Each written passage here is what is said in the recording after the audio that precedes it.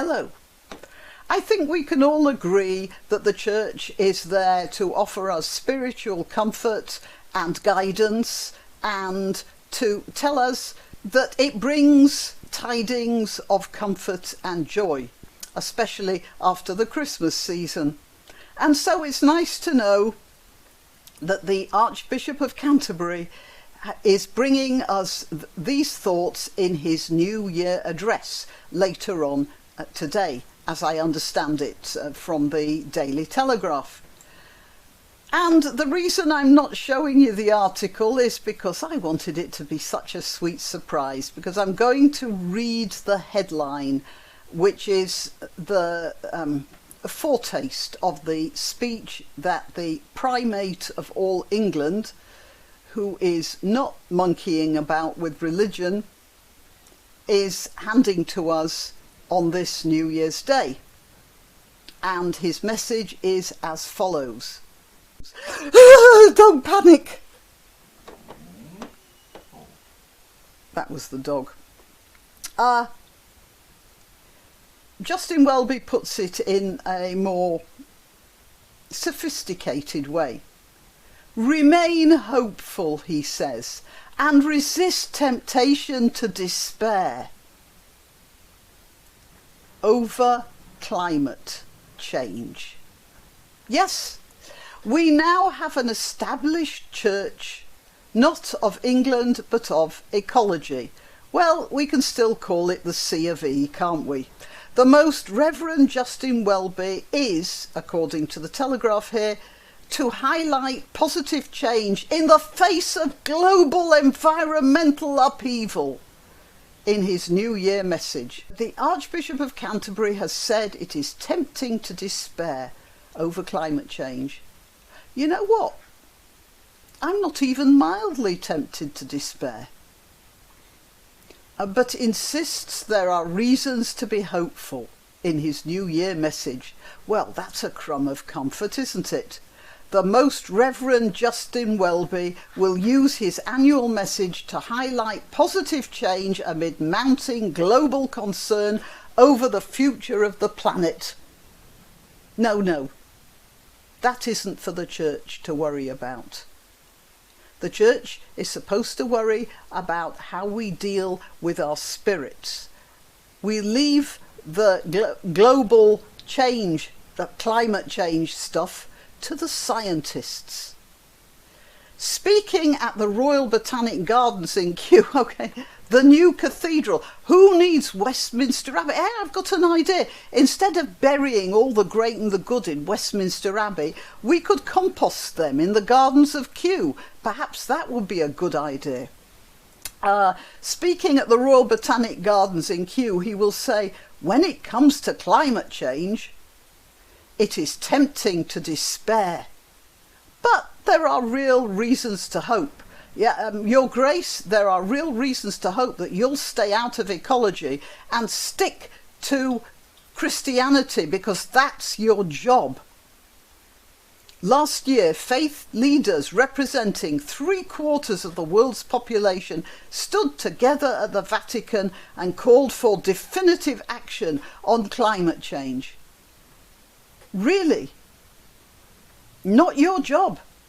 And you can call for definitive action as much as you want. You know, this is one thing that the church has no control over, and it's the one thing that you are concentrating on. And what does that accomplish, Your Grace? You've got people who are feeling helpless and powerless because you're giving them a message of something over which they have no control.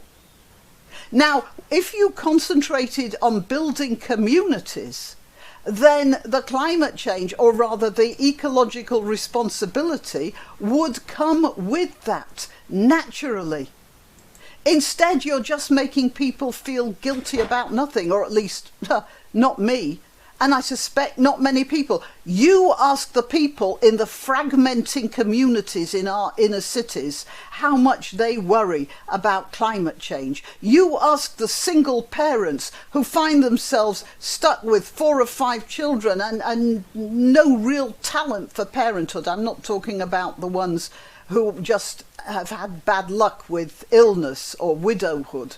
I'm talking about the people who just have no sense of responsibility, and there are plenty of those, and they need spiritual guidance, they need community, they need the feeling of having some backup, they need to learn how to manage their lives. Are you dealing with, are they going to be worried about climate change? No, they're worried about feeding their families from day to day.